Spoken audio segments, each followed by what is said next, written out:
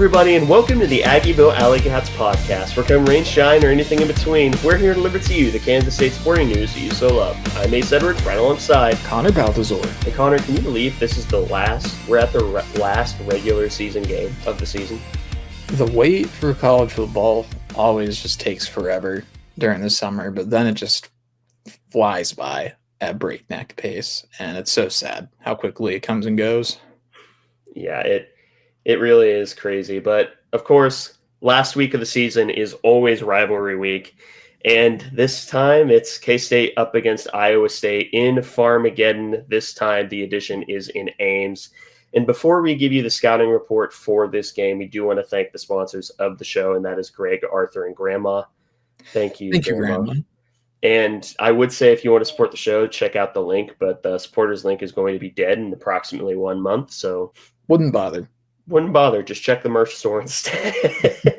Got plenty of designs there. But in terms of Iowa State, they are looking for, and perhaps this is the part that scares me most, Iowa State is looking for their first 10-win season in their entire existence as a university.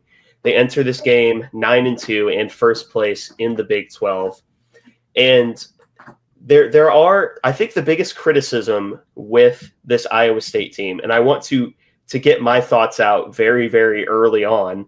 So, for the anywhere from 50 to 200 Iowa State fans who seemingly find this episode every single year, first off, hello. Secondly, how are you? Secondly, I do think that Iowa State is a solid to good team. They are 9-2, and no matter what your schedule looks like, you don't get to 9-2 on accident, especially when your only two losses are to Texas Tech, who, granted, did recently Texas Tech themselves, which that's just kind of their thing that they do, and KU, who currently is the hottest team in the country. But again, going 9-2 and beating some really solid programs, or at least some programs that have gotten hot as of late, it is really, really impressive for Iowa State, and that's why they're in the driver's seat for Arlington right now. However, their strength of schedule still isn't particularly great when you look at who they play, and you can only play who you play. So I'm not going to really try and hold that against them, but I do think that that is sort of a check mark that you could see, like, okay, they're 9-2, and it's not a fraudulent 9-2, but if they had anyone else's schedule, it might be more realistically a 7-8 win. Like, they probably drop one or two more games. Yeah, I think that's probably a pretty fair way to look at it, because they've even struggled against some teams, and they've won games against teams that aren't really that great, but they've really had some pretty significant struggles and some scares at times. They just about really should have lost to UCF at home about a month ago. They also didn't really convincingly beat West Virginia, at least on the scoreboard. And they also week one kind of played with their food with North Dakota, although that's just so far removed from now that it hardly matters. And they just barely escaped a pretty bad Utah team. So they've, granted it's the Big 12, so pretty much every team has had their fair share of games that they probably should have won by more than they did. And even in Iowa State's case, dropping a game home to Texas Tech that they really should have won.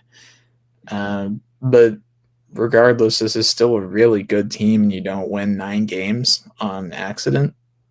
So, this is going to be super tough, and as we know, it's always tough for us against Iowa State, really every single year, no matter how good or bad they are, and that goes back over a decade at this point.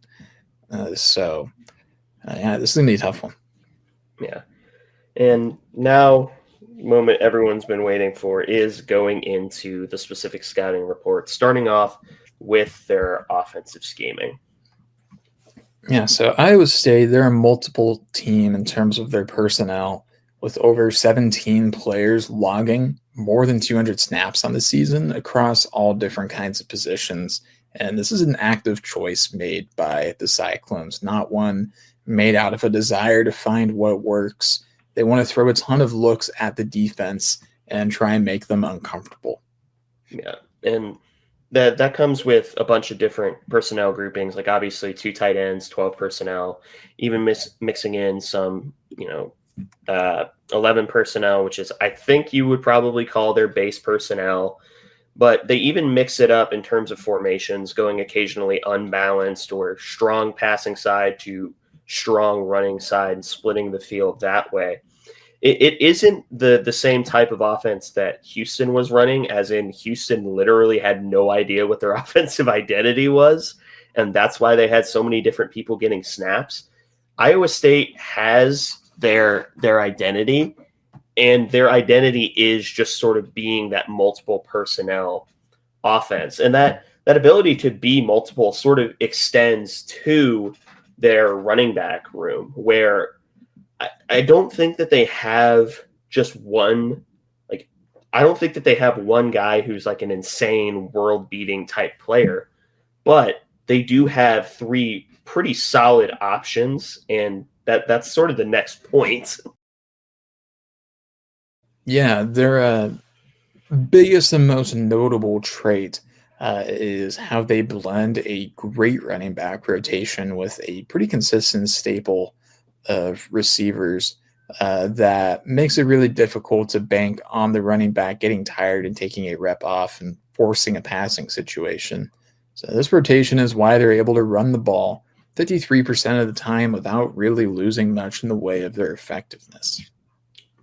And I say much of their effectiveness because they're not an insanely good running team. I mean, you look at their average yards per carry, between the 3 running backs, it's about 4.5 yards per carry, give or take, which is a little below average or just barely meeting average in college football.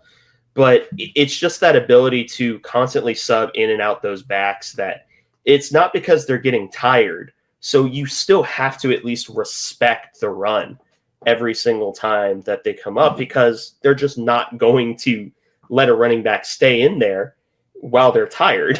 They're just not going to let that happen. In other words, that's why I wish formation subs was in the new college football game, because that's what I would do. Yeah, could not agree more on that. And that still remains something that I'm a little frustrated about. But speaking of the running game, they have a slight preference for running counter, with the tight end pulling over just about any other scheme. But they still run zone about 40% of the time, and other power concepts alongside their main staple of counter. Yeah, which, again, we could, and I will on different occasions where I'm not being recorded, say that it shouldn't be counter, because it's the running back still going the expected way. It's not a counter. It's just a really complicated power play, but neither here nor there. It's GH power. I'm going to call it power because I don't know. This is an ethical stance for me, but they do enough in the running game to where you have to respect it, but it really just sort of exists to more complement their passing game. Yeah, and you can really draw that from the raw stats as well. But in the passing game, they largely rely on getting the ball out quickly and over the middle, despite only running play action about 26% of the time. They do this by running crossing routes, especially, which is very complementary to their receiver core. They also run the more traditional digs, drags, and sit routes over the middle to punish defenses that try to over-adjust to these crossing routes just to keep defenses on their toes. So they're throwing plenty of counter punches in, so you can't just go on autopilot on the crossing route. Yeah, and that really annoying guy every single year in Madden? It's probably a guy on the dorm room floor if you're about that age, or maybe you're playing online, who just keeps spamming the crossing route play and then occasionally runs mesh. That's pretty much this Iowa State offense. And it's hard to say that it's not effective, because really the only way to beat the crossing route is consistent pressure. But even then, you're relying on the quarterback not being able to get the ball out quickly, which, oops. But that leads us into their raw stats, I think is. Yeah. Yep. So this offensive philosophy has led them to a pretty consistently good offense. They're averaging about 31 points per game, which is 45th in the country. That puts them above average. They're converting about 44% of their third downs, which is 42nd, again above average. And they're scoring on 90% of their red zone possessions, though only 65% of them are touchdowns, but still really great red zone conversion rate. Yeah, because crossing routes are a little more difficult to run in the red zone because you don't have the space. Yeah. Sources reporting you do need room on the field to actually cross on the crossers. And you can't really cross that far from the one. That kind of just becomes a drag or a slant. That's But there are a lot of guys on the offense that you could talk about. The running backs will only get a brief mention because it's really the show of three primary people, and that starts with the quarterback, Rocco Becht. Yeah, Rocco Becht, at this point, it's really hard to argue that he doesn't deserve to be considered a top half of the Big 12 quarterback who can push himself up above the rest of that middle pack and into the upper tier. His best trait is his ability to process very quickly and get the ball out on time within the offense.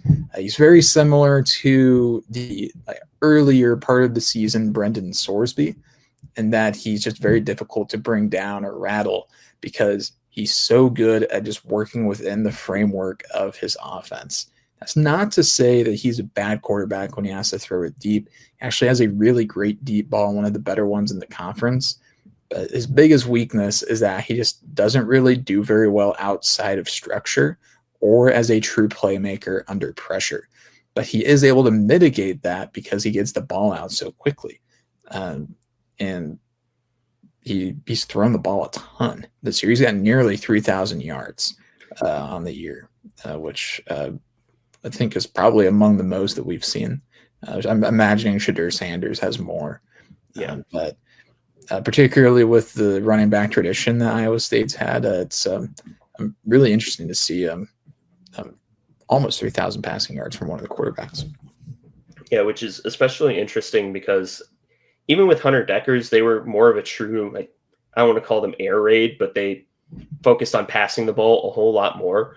Rocco Becht is doing this within the confines of an offense that, granted very slightly, but does prefer the running game over the passing game. And I think that the people who say that, Rocco Becht is just a product of the receivers, just a product of the system, I don't necessarily agree. I think that him and the system perfectly complement one another in that way, that the system is elevating Rocco Becht, but Becht is also elevating the system just because of how quickly he is able to process. But on the rare occasions that you are able to rattle him, that is when the interceptions come into play. He's only been sacked 13 times on this year, which is crazy because he's been pressured on 40% of his dropbacks. So he's getting rid of the ball quickly. He's made his choice. It's just that he's not going to let himself get sacked, but he's also, when sort of heated up, he's going to put the ball into harm's way. But if you're not able to get that pressure and basically start making him see ghosts, a la Sam Darnold, he's more than capable of dicing you up because he's just that good within the confines of this offense. Yeah, and like Ace said, Rocco Becht is an independently good quarterback, but that does not mean that he does not have two fantastic wide receivers that he works with who The two guys that we're going to talk about next, they're both receivers, and they are just hilariously far above the rest of the team in terms of their offensive impact. The two guys combined have nearly 2,000 yards. They're both around the 1,000 mark, one of them just above, the other just below. But we'll go ahead and get into talking about these guys. And the first one is Jaden Higgins.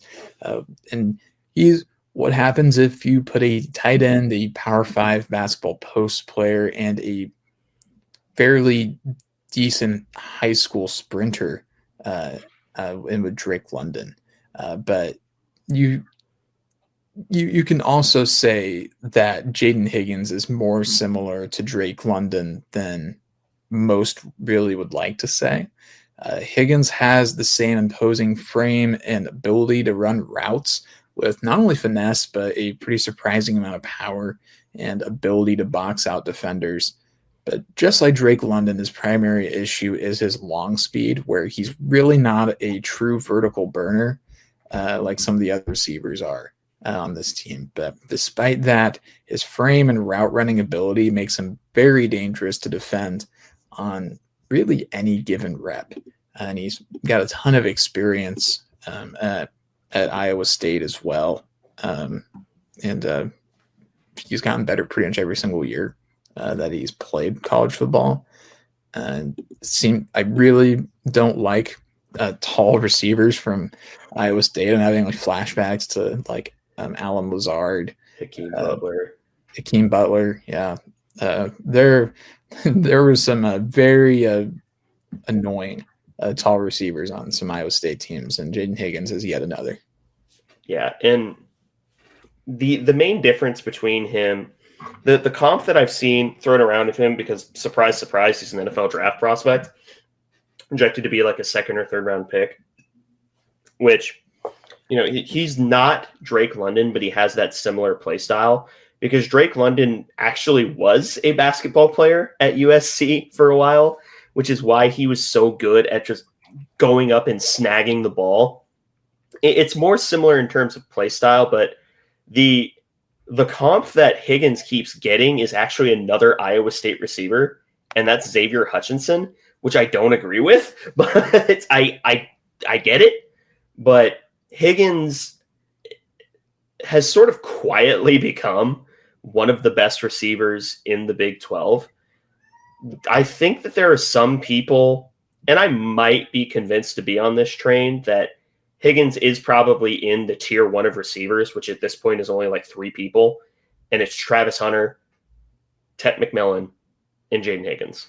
I think those are probably the tier 1 of Big 12 receivers, which, given the past couple of weeks for K-State secondary, is a wee bit concerning.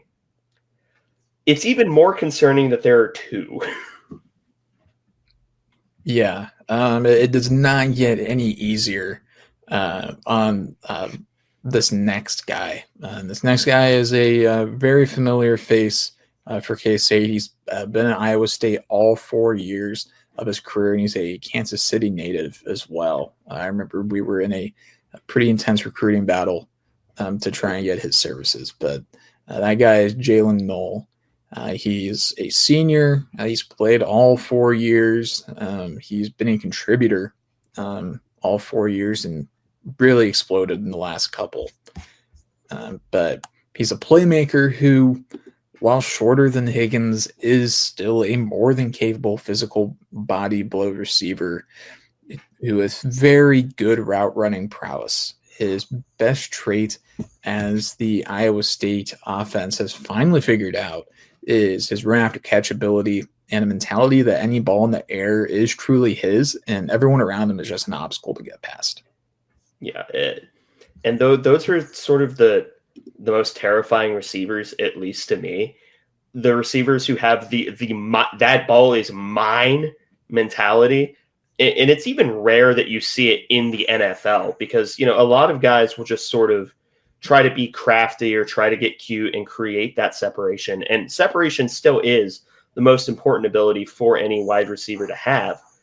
But if you have that mentality where You truly and wholeheartedly believe that there is not a soul on earth who can prevent you from catching a football, it becomes a whole hell of a lot harder to actually do that.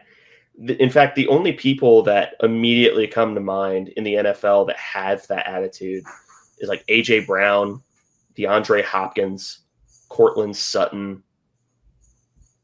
Drake London to an extent, but I still think that Drake London's just kind of a unicorn. If Drake London ran not a 4.7, if he ran a 4.5, he'd probably be like a top 4 pick instead of like pick number 6. But Jalen Knoll, really, really good receiver. And there's a very good reason why both of them have combined for nearly 2,000 yards. And no one else on the offense is in the same stratosphere as they are. Yeah, I mean, I alluded to it earlier, but it is really hilarious to just look at the drop-off and production and across the entire team for receiving. Because you have Jaden Higgins, he's got 77 catches for 1,015 yards and 8 touchdowns. Jalen Knoll is right behind him, a little lower in receptions, but very comparable in yards. 61 catches, 976 yards, and 5 touchdowns. And then you have a very, very, very, very sharp drop. The next guy is a tight end, Gabe Burkle. He only has 16 catches for a little under 200 yards and no touchdowns. So it is clear who this offense is focused on getting the ball to in the receiver game. They still have some other receivers that have registered some catches on the season, but nothing significant. No. It is – their running game doesn't worry me all that much. I still think that their running game can be effective, but it truly is the more complementary piece to what is basically become the Rocco Beck, Jaden Higgins, Jalen Knoll show in Ames. And it's a very, very entertaining show when you're not the people that have to go against it. But when you do, it's not very fun. It's not a very fun show to watch. But their offense is the lazy take is, oh, they should be an air raid offense. But I don't think that's the case because 12 personnel really benefits them because they do have the 2 alpha dog receivers and everyone else can just stay in the block because they're running crossing routes and all you really need to complete a crossing route is time. So their offense is very schematically consistent. And even when their running game is not working, they can still almost always rely on those 3 guys. But sort of speaking of complementary football is their defensive scheming, which Connor, you have we'll say that the first 2 notes here. Yeah, they're one of the last remaining teams that run the true 3-3 stack and are in some sort of hybrid system. It's really similar to what we saw 1 week before, except for Iowa State has really perfected its own version of it for the personnel that they have. Really, their defenses have been fantastic, really, for probably about the last 5 or 6 years. And it really helps. They have one of the best defensive coordinators in the country, in John Haycock, who unfortunately will not allow himself to be poached. And I'd really like it if he would go somewhere else and take all of Iowa State's defense with him.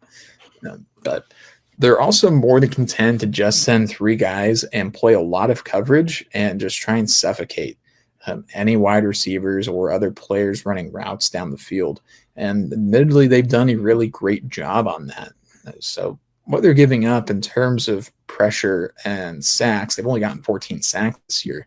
They're making up for it on interceptions, where they've also got 14 of them. Really great number.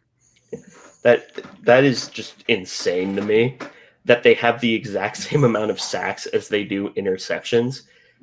That doesn't happen. That very simply does not and should not happen. And the strength of this defense is in their defensive backfield. You know how we were talking about how their receivers and Rocco Beck sort of make up the majority of their offense? There is a reason why we have 4 of their 5 starting defensive backs as the 4 players to watch going into this game. Yeah, just a fantastic defensive backfield they have. But continuing through their scheming, despite them having their own effective version of the 3-3 stack, they've taken a pretty noticeable step backwards defensively in things like third down conversion rate, which is where they're giving up nearly 40% of their chances, which is 75th in the nation, and that's only 0.03% better than KU in that department. So a little bit of a surprising number there for what's been a really great defense. Yeah, and this is the second week in a row that we've actually had a team that was within one or two places of KU in terms of third down conversion percentage. Last week, Cincinnati had basically the exact same number, but there's a very, very good reason why that they have such a high third down conversion rate, but that's 2 points away from now, which actually, yeah, just cover the rest of the points up to notable defensive players. Yeah, where they excel is making sure the teams just don't even get close to the red zone, mostly by forcing turnovers or just one bad set of downs and forcing a punt. They've only allowed 24 red zone possessions this entire season, which is just absolutely absurd. But once teams are getting down there, 21 of those possessions have resulted in scores, and 15 of them have been touchdowns. So if teams are somehow able to make it to the red zone against this Iowa State defense, they're generally pretty successful down there. But continuing on, the biggest weakness of this defense is definitely their rushing defense. They don't have the linebackers that they've been used to with the freaky athleticism to immediately get downhill and force no gains. They're allowing, on average, nearly 180 rushing yards per game surrendered, which is about sixth worst among all Power 4 teams. So really, really bad and really uncharacteristic for Iowa State. And on the complete opposite side of the spectrum, they are the third best team in the entire country at defending the pass. They're only allowing 150 passing yards per game, which is unbelievable, particularly in modern college football. And it's exceedingly difficult to throw on this team, largely because they are just so willing to play suffocating coverage and just wait for you to make a mistake. I think that's the best way to describe what the strategy of this Iowa State defense is. They're going to try and make you sustain as long a drive as you can and just wait for you to make a mistake, which, first off, looking at their rushing defense and looking at who they've played, I mean, the only team that has a consistently good running game on the teams that they've played is KU. UCF has been horribly inconsistent with it. Texas Tech has been horribly inconsistent. They played Baylor whenever Baylor didn't decide to be the best team in the Big 12 for 6 weeks at a time. So them having that sort of rushing defense against teams that aren't known for running the ball, and then meanwhile having the passing numbers that they have against teams that are notorious for throwing the ball. Again, think of your Texas Tech, UCFs, West Virginia, Cincinnati. This defense is one that is just going to wait for you to make a mistake. Whereas BYU, when we played them, was very much attack, attack, attack. No, Iowa State doesn't feel the need to do that. They're more than willing to just let the other team shoot themselves in the foot. And 9 times out of 10, because this is college football, it happens. So it's not a luck thing. It is a playing the law of averages thing and knowing damn well it's going to happen. Yeah, so despite a few unusual shortcomings for Iowa State, still just an unbelievable defense that they've been able to put together this year. But that takes us into the notable defensive players.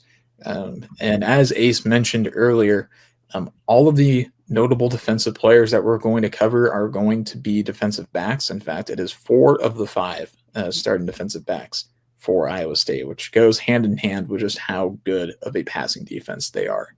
So we'll start with one of their cornerbacks, Darian Porter. And really, flat out, we have not seen a corner in Big 12 that is more of a physical prototype for the position since Julius Brents was playing at K-State. He's 6'4", 200 pounds, and is reported to run a legit 4.3 40. He's just a complete athletic freak of nature who has decent enough zone instincts when matched with his frame to ball hawk and get interceptions that most corners can't even imagine going for. His biggest weakness is that when you try to get him moving laterally, he doesn't have the greatest ability to wiggle. He's a corner that you can't really test vertically, but if you can keep his hands off of you and work into him right before you stem your route, you can beat him, despite just how difficult of a corner he is to go against. Yeah, Darian Porter is a vertical corner through and through. He's going to be that random freak of nature corner that people are like NFL circles are going to look at as like, oh, he didn't play a ton of press man coverage. He didn't play a ton of pure man coverage, which is sort of the big knock on his game is he's very technically raw as a player. The comp that people are throwing out for him, he's also projected to be a second or third round pick, is Tariq Woolen, who was a freak of nature who just wasn't really playing corner the way that you're supposed to play corner until he got to the NFL. And then he became one of the better vertical corners in the NFL, but still not like a top 10, top flight corner because of that ability to move laterally out of Tariq Woolen was UTSA, I believe, but that sounds right. But Darian Porter has that same frame, has that same vertical defending ability. So the deep ball is just straight up not an option on his side of the field if he is in quarters. It is very simply not going to be happening. He will not allow it to happen. I think the only thing that Darian Porter doesn't have on Julius Brents, who was on his own a second round pick, his arms aren't nearly as long, but no one's arms are that long. Like it was a combine record for a reason. But yeah, Darian Porter is basically just built in a lab to play outside corner. Yeah, and now we get to talk about the other outside cornerback for Iowa State, and that is Jontez Williams. He is the twitchier of the two cornerbacks. What he doesn't have in the athletic ability of his battery mate on the outside, he more than makes up for in his ball skills and wiggle. Despite those being great traits, his best is his ability to have a really great feel in zone coverage and his ability to cover players and not just grass, leading to a lot of moments where quarterbacks think that they have the full picture only for Williams suddenly to appear out of nowhere to pick them off. Yeah, there are legitimately times where he will fall off of his guy in zone coverage because he just feels that maybe he bit down a little too far, and then he'll immediately jump back and get an interception. There's a reason he has 4 of them on the year, because and it's not even like the traditional user lurk where you straight up don't see the guy. It's these aren't really on the quarterbacks. This is him making a play, which playmaking corners are horrifying to go against because it is possible to lose while committing no error. And that is Jontez Williams as a corner. You can make the objectively correct read on a concept, and he can just make you wrong because he's able to just snap that quickly back into the throwing window and either get the pass breakup or the interception. So, yeah, both of their outside corners scare me to death, but then you get to their safeties, who are in and of themselves really good players. Yeah, we'll start with Bo Freyler, one of the safeties. He's the same Bo Freyler that we've seen for several years now. He's a very, very good run support safety who plays his role as their jack safety exceptionally well, mostly in his amazing ability to just get downhill and tackle people. he has the skill set of a solid linebacker, but can get a little over aggressive in pass defense and sometimes leave voids in the zone. The way to beat Bo Freiler is just run, play, action, and hope, basically, because like that, and that's honestly the best way to beat most zone coverages, is because by virtue of how zone coverages work, they're going to have their eyes on the quarterback, which makes them more susceptible to play action fakes. So you sort of have to establish the running game, and both of their primary safeties, while very, very good, that sort of is the big weakness to their game, is biting on play action. But it almost doesn't matter because they can afford to do that because everyone else around them isn't going to make a mistake and they're willing to compensate.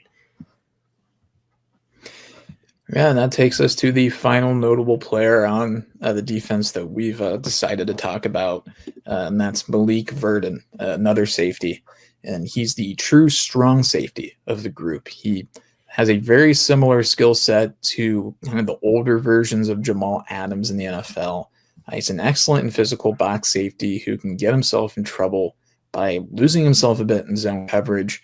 And despite all of this, though, Malik Verdon is an amazing tackler who is extremely difficult to shake off once he has a beat on the ball. Yeah, the Jamal Adams comp, especially the older ones, that does kind of worry me, because I know that Jamal Adams kind of towards the back end of his career got and is getting sauced on by virtue of him being far too over aggressive and only really being able to play that strong safety position and not being a good center fielder. That doesn't mean that he's not one of the best run defending safeties of the past decade, because he still is. And if they ever sent Verdon on blitzes, that is the day nightmares come true. I'm very happy that they very rarely do that, because that would be I would almost be more scared of Verdon on a blitz than any of their linebackers, because he will find the gap somehow and ruin your day somehow. And all of their defensive backs are really, really good. And when it comes to their offense, or rather their defensive line, you can tell by their sack numbers, it's more just a bunch of tree stumps who are kind of hard to move. That is their entire strategy, is get a bunch of tree stumps that are impossible to move and then let everyone else clean up. That is the true 3-3-5 philosophy of if you dig a pole deep enough into the ground, it's going to not move. That is their philosophy. But all in all, their defense is, one of the best in the country against the pass, obviously, but they are susceptible to the running game. And spoilers, that's the winning formula for K-State, is the running game. But do you have any final notes on the scouting report before we get into the stories to watch going into this game? No, nothing else in the scouting report from me. All right. So here's where we talk about the Big 12 picture. If Iowa State wins, not only do they get their first 10-win season in the school's history, they also are guaranteed a berth into Arlington for the Big 12 championship. K-State is fighting to not only win the rivalry game, but also not let that happen.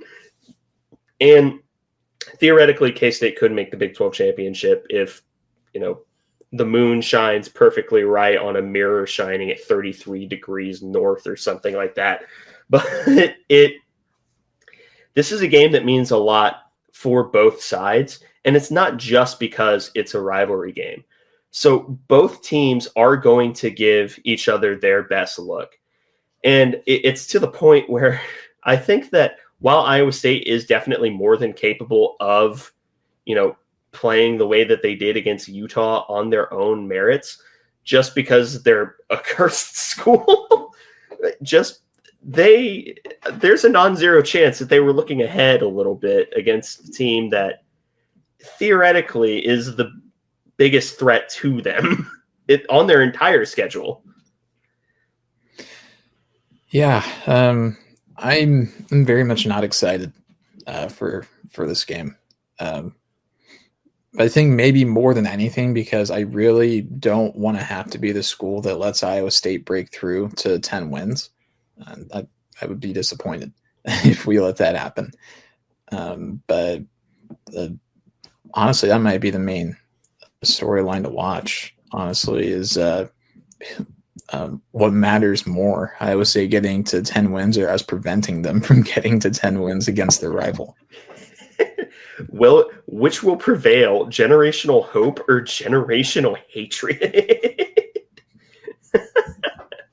But to me, the other thing is, can K-State keep up that momentum that they had up against Cincinnati in the previous week? Who, I said it then, I feel like Cincinnati they are a very, very individually talented defense that just sort of hasn't put it all together yet. Iowa State is very individually talented and has probably the best defensive coordinator in the country. So not in the country. That is far too extreme, but definitely in the Big 12. And he's almost definitely top 15, top 10 in the country. Maybe making an argument for like top 7 or 8.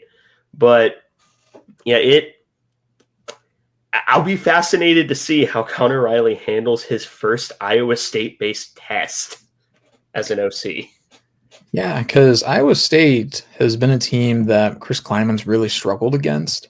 The only wins were in his first season and the Big 12 championship season. We haven't beat Iowa State in Ames since that Big 12 championship season. I've played there since then, but Iowa State has generally gotten the better of K-State in the Chris Kleiman era for one reason or another. So I guess, is that trend going to continue, or is Iowa State going to Iowa State themselves out of a 10-win season? Also, there were reports earlier on in the week that there would be some inclement weather, and if I see a single snowflake, I'm turning the game off and going to bed. Absolutely the hell not. I'm not doing that again. I simply refuse.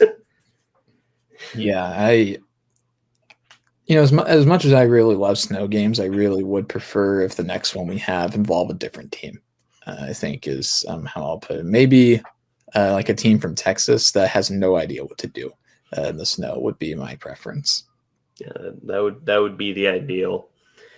So Connor, now we can talk about offensive and defensive MVPs. I'll go first on this week because I think I've accidentally given you first like 3 weeks in a row. It's not a big deal, but it's just something I've noticed or maybe haven't noticed. I could be wrong. I've done it several times before. But to me, there is a borderline objectively correct answer for offensive MVP, and that's DJ Giddens. Because I don't want to try and throw on this team. I very simply do not wish to do that. And I think that DJ Giddens, especially coming off of a really good performance up against Cincinnati, where he proved, he still has it. If K-State is to win this game, DJ Giddens needs to have himself a unit of a game. I'm going to take your, I think, correct assertion, but I'm going to twist it a little bit, and I'm just going to say the offensive line, because I think that really those two things, as projected MVPs, DJ Giddens and the offensive line, I think those go hand in hand. Like they both need to be great, and the offensive line needs to really show out, and frankly, they need to have their best game of the season. I think against Iowa State, if K-State wants a chance. Yeah. But you get defensive MVP first. Yeah, I'm going to roll with Marquis Siegel in this one. I think it has to be him if we want a chance on the defensive side of the ball, because I think Jacob Parrish can probably hold his own. He's coming off a really great week, in fact.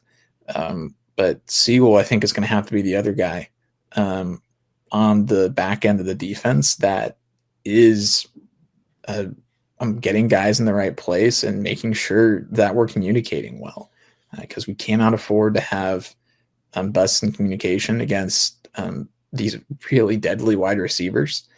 And Siegel's probably going to be a guy that gets matched up on Noel or Higgins even at some point, probably Noel. So we really need Marquis Siegel to step up and have a big night.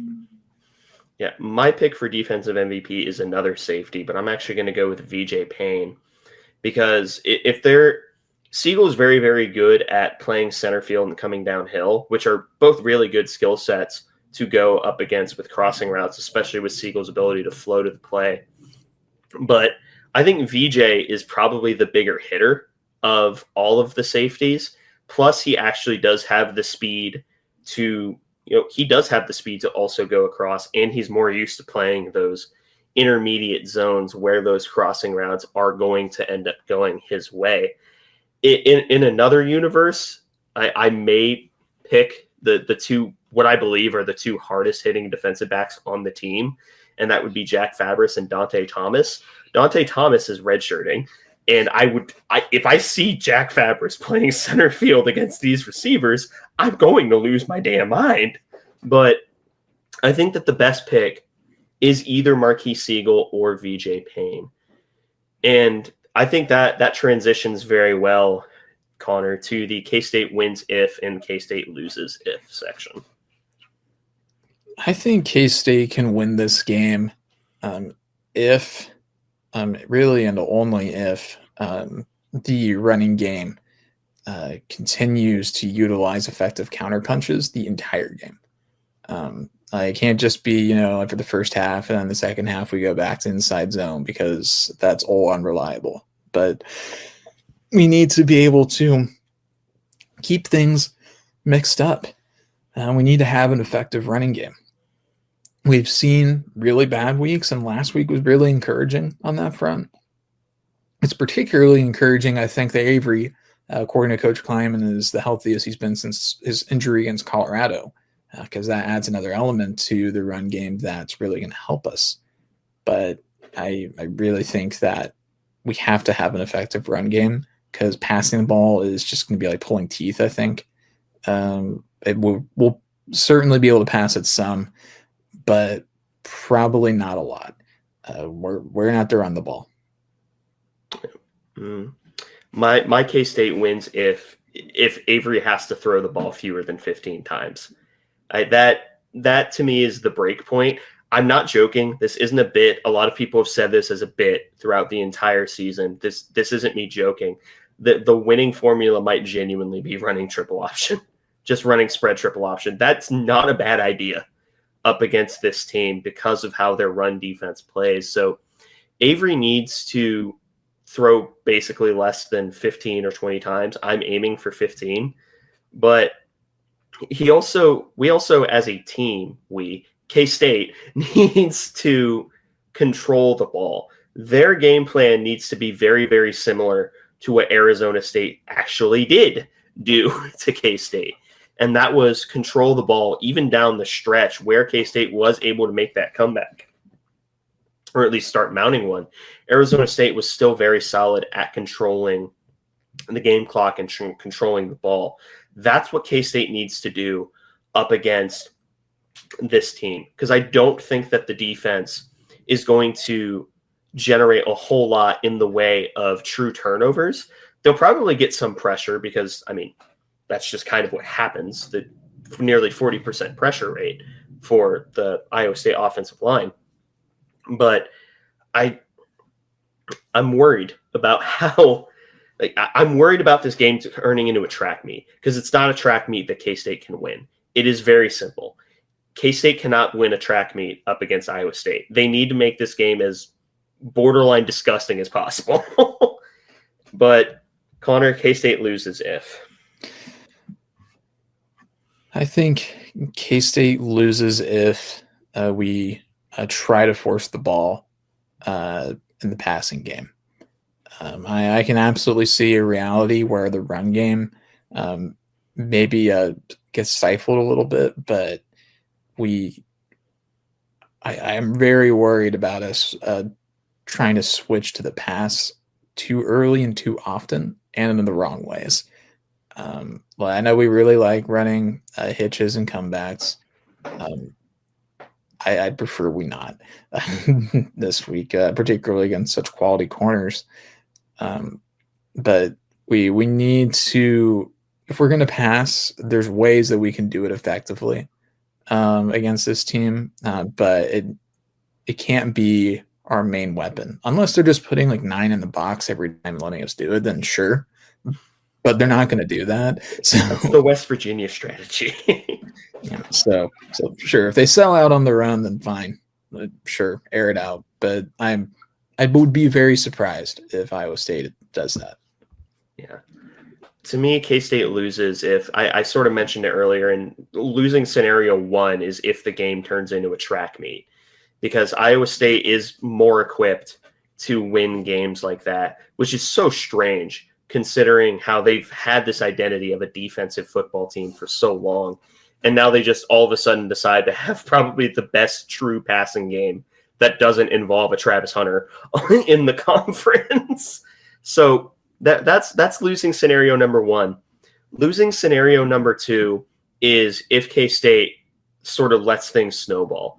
If K-State doesn't score first, or if they turn the ball over first, it is going to be very, very easy for Iowa State to get up by multiple scores, because I do have that faith in their ability to create explosive plays, especially given the K-State defensive backfield's motions wildly everything outside of Siegs and Parrish. And VJ can stay on the boat too. But I do worry about their offensive playmakers, and I worry about not getting to Rocco Becht fast enough to at least generate a few negative plays. But even then, they have a good enough offense and good enough receivers where they can afford to kind of eat a few of those. So, Connor, moment of truth. You and I talked about it before the episode, and I don't think that we've been hiding the ball too effectively. But what is your projection for this K-State game? I'm rolling with a 31-28 loss in this one. I don't think K-State's winning. Yeah, I also don't think that K-State is going to win this game. And I do have it being an Iowa State victory, probably 35 to, we'll say, 27. I do think that they win probably by, at the very, very edge of 1 possession, maybe leaning on 2 possessions, because if this were any other year for the K-State defensive backfield specifically, I probably would project a win for this game, because I think that they would be capable of limiting the damage of the receivers. But they've had enough trouble limiting the damage when there's been 1 good receiver. Jalen Travis at Arizona State. Tet McMillan got his, but that was sort of just Tet McMillan doing Tet McMillan things. But they've struggled against 1 really good receiver. Now they're having to go up against 2 elite receivers in an offense that's more than willing to just let those 2 win, and they are going to. So I unfortunately have Iowa State getting their first 10-win season off of the back of beating K-State in Farmageddon, as much as that truly does hurt me from the bottom of my soul. Yeah, I honestly thought about changing my mind partway through, just because it would be the ultimate Iowa State moment to fumble away at a chance at a 10-win season with a loss to K-State, then like completely disintegrating and then like blowing a bowl game or something and going like 9-4. That'd be super funny if they did that, but I really don't think it's going to happen. And even though I'm predicting a loss, I really do think there's a reality where K-State wins this game, and it's just if the run game's just impeccable and we're able to get lucky with some downfield drops just enough times, because that's honestly at times been our best pass defense, has been hoping that they drop it. And it's actually been kind of effective in a few of our games. But I'm predicting a painful evening, unfortunately, on Saturday. Yeah. I don't expect it to be a blowout because I do think that K-State will come out very motivated and riding the momentum up against Cincinnati, which is why I think that the game was close. If this game happened like 2 weeks ago, I would project K-State to get their backs blown out. And that is not an exaggeration.